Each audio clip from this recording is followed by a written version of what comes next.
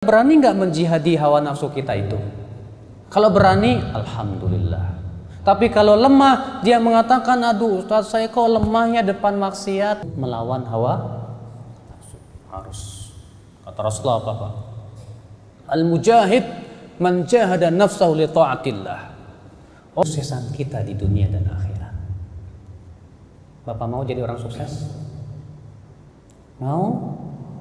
Tapi tolong Pak, maunya jangan pakai. Ketahuilah, surga Allah itu mahal. Mahal. Berarti kita harus banting tulang untuk bisa. Cuman Arabnya ya Ustaz. Terus? Itu boleh Ustaz? Iya. Atau gimana Ustaz? Syukran Ustaz. Assalamualaikum warahmatullahi wabarakatuh. Waalaikumsalam. Alhamdulillahirabbil alamin. Ditulis untuknya 30. Walaupun tidak mengerti.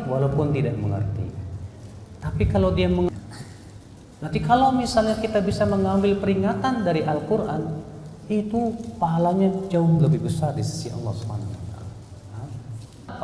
Kalau ada orang sholat baca Al-Fatihah tapi nggak diucapin, baca apaan Pak? Al-Fatihah, nggak sah sholatnya.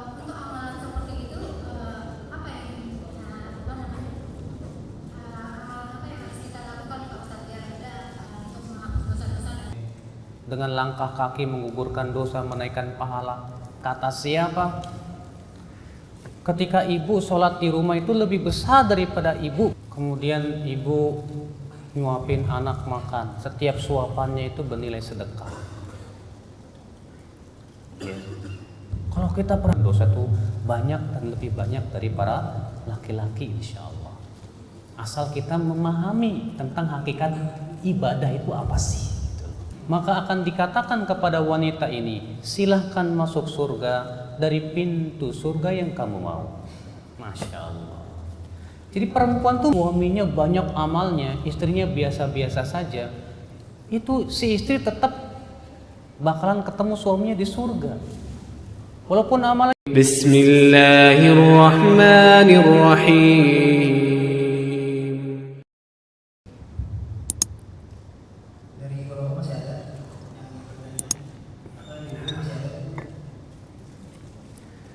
Kayaknya udah pada ngantuk Pak habis kerja. Mungkin dari saya segitu saja. Kayaknya udah nggak ada yang nanya ya. Ada? Alhamdulillah. Allah. Kenapa? Nggak berhubungan dengan materi, ya udah nggak apa-apa deh. Assalamualaikum warahmatullahi wabarakatuh.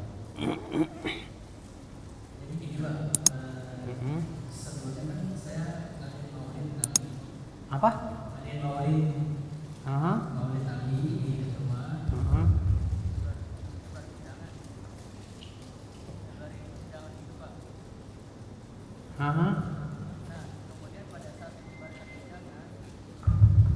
Pada saat menyebarkan undangan itu, ada salah satu teman saya bilang, kenapa Habib Nuri itu kan nggak ada hadis sahihnya juga, Rasul juga nggak mengajarkan untuk maulid.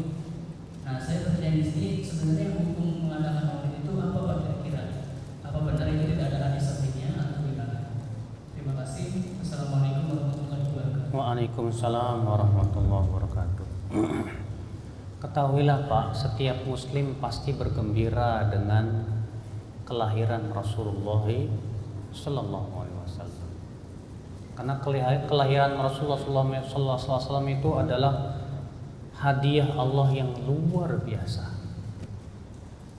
Allah berfirman, "Qul bi fadlillah wa bi rahmatih fabidzalika falyafrahu huwa khairum mimma yajma'un."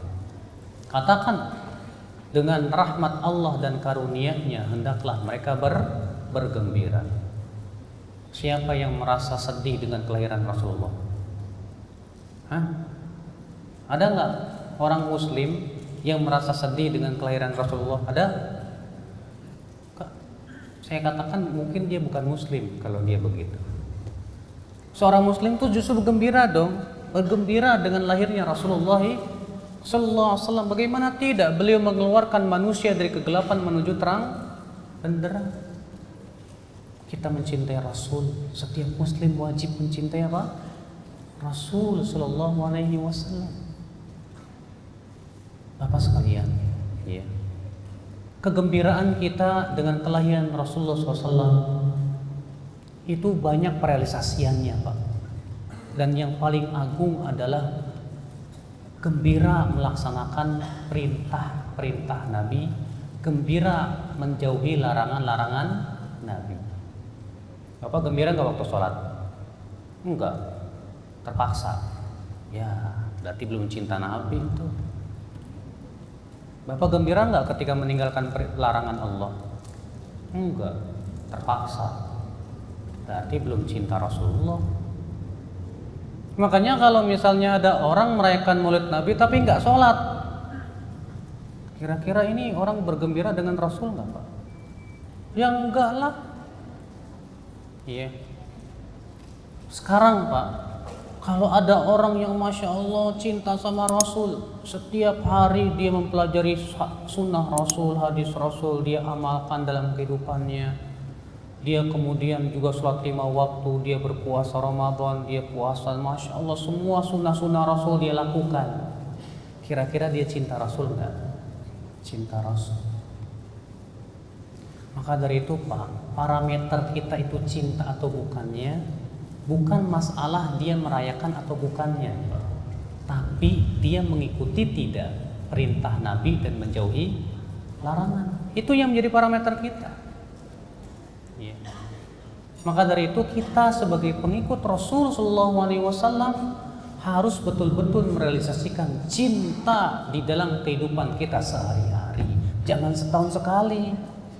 Masa cinta Rasul cuma setahun sekali? Enggak, tiap hari. Tiap hari kita merasa senang mempelajari hadis Nabi. Tiap hari kita merasa senang mengamalkan perintah Nabi. Tiap hari kita merasa Masya Allah cinta kepada sunnah Rasul Sallallahu Alaihi Wasallam. Sekarang, Pak, apakah Bapak bisa menjamin orang yang merayakan Maulid Nabi itu cinta Rasul? Hah? Bisa jamin nggak? Belum tentu, Pak.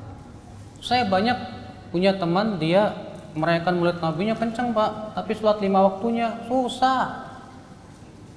Apa seperti itu cinta Rasul?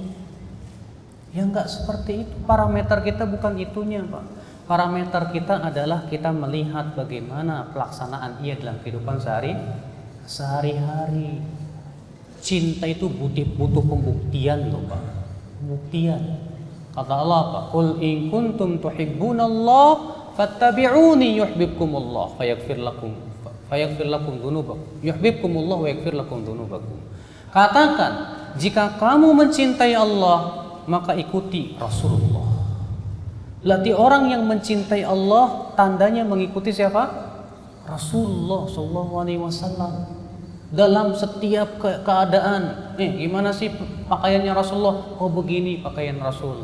Oh, bagaimana sih ibadahnya Rasul? Oh, begini ibadahnya Rasul. Oh, sholatnya Rasul begini. Oh, puasanya Rasul begini. Ini orang cinta Rasul. Iya, ini orang cinta Rasul. Makanya Bapak sekalian, kita jangan menganggap parameter seseorang cinta atau bukan sama Rasul itu, oh kalau dia merayakan Maulid Nabi dia cinta, kalau enggak cinta. Bukan itu parameter. Iya. Yang terpenting adalah dalam kehidupan kita, dalam ketaatan kita, dalam kegembiraan kita melaksanakan perintah Rasul dan menjauhi larangan Rasul sallallahu alaihi wasallam. Allahu akbar.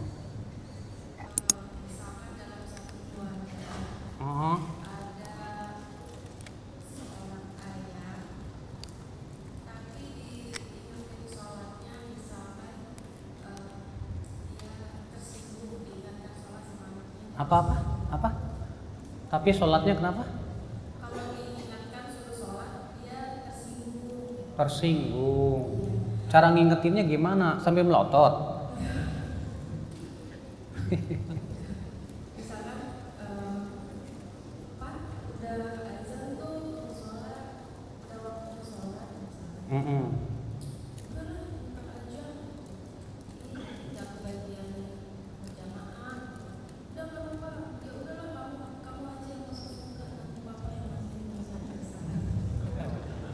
Kamu aja masuk surga. Iya, ada orang yang kayak gitu. Ini contoh ya Pak. Iya. Nah terus kalau diajak untuk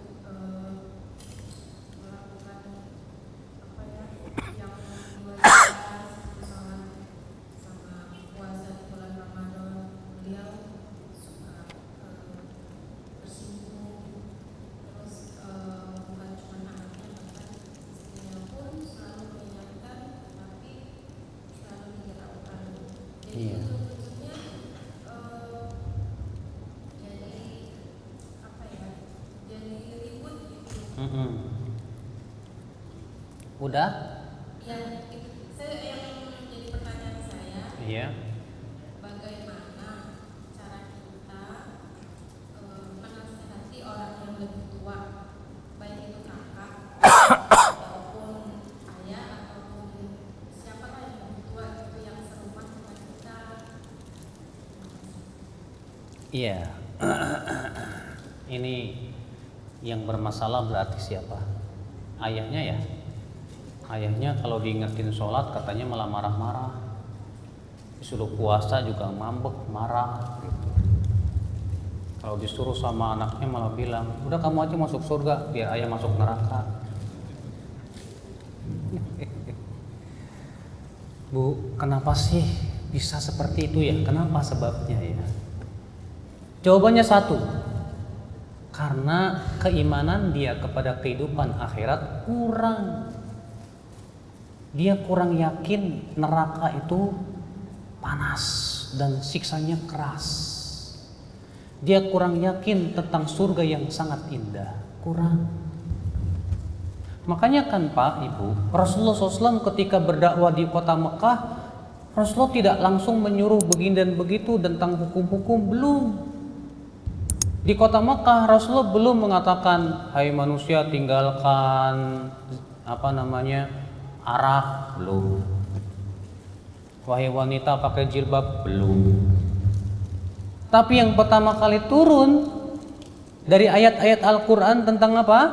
Kata Aisyah, kana awwalu ma nazala minal Qur'an fil jannati wan nar. Adalah ayat-ayat Al-Quran yang pertama kali turun tentang surga dan neraka. Kalaulah yang pertama kali turun jangan mencuri, mungkin kami tidak akan meninggalkan pencurian. Kalaulah ayat yang pertama yang turun itu jangan berzina, mungkin kami tidak akan meninggalkan perzinahan. Kenapa Pak? Karena akidah belum tumbuh, keyakinan belum ada, cinta kepada Allah belum ada, takut kepada api neraka belum ada, sehingga akhirnya untuk melaksanakan itu semua berat. Tapi lihat Pak, Ibu ya, di kota Mekah itu Rasulullah lebih memfokuskan kepada apa? Akidah.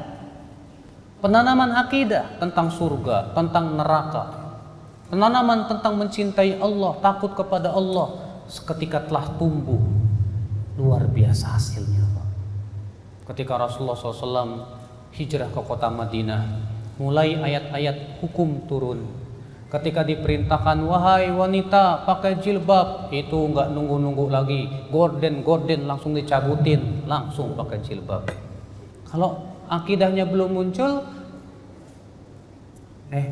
pakai jilbab dong. Apa jawabnya? Panas.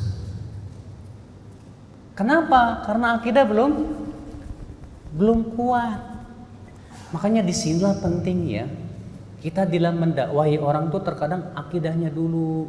Kenalkan dia kepada Allah, kenalkan dia tentang surga dan neraka, tentang hakikat kehidupan dunia, tentang bahwasanya kita semua akan mati. Coba dari situ dulu deh. Insya Allah nanti kalau sudah mulai paham, mulai dia cinta kepada Allah, nggak perlu disuruh pun juga sholat sendiri insya Allah. Nah mungkin kitanya juga dalam cara mendakwahi pun harus bagus Pak. Terkadang kan kalau yang mendakwahi anaknya orang tuanya, kamu siapa? Anak bau kencur orang kemarin, gak mau.